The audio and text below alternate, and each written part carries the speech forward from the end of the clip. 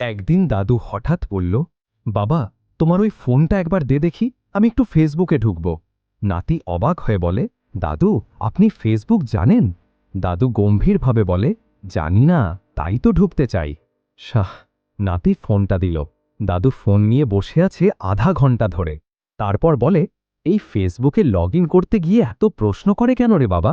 নাম, বয়স, জন্মদিন, রাশিচক্র। এখন তো একসময় জিজ্ঞাসা করবে, আপনার শ্বশুরের প্রিয় খাবার কি?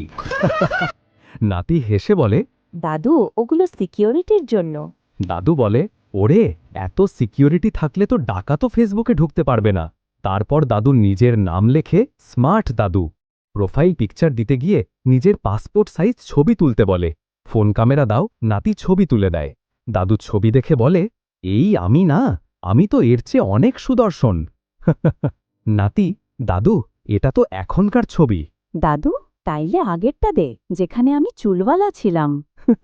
এরপর দাদু ফেসবুকে প্রথম পোস্ট দিল, আমার নাম দাদু, আমি এখন অনলাইনে। 3 মিনিটের মধ্যে 2 জন লাইক দিল।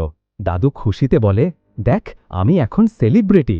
রাত 9টার দিকে দাদু নাতিকে বলে, বাবা, আমার ফেসবুকে তো এক ভদ্রমহিলা হাই দিয়েছে। নাতি হেসে বলে, রিপ্লাই দিয়েছেন? দাদু, দিয়েছি। হাই, আমি বিয়ে করে ফেলেছি, যেন ভুলে আশা না করে।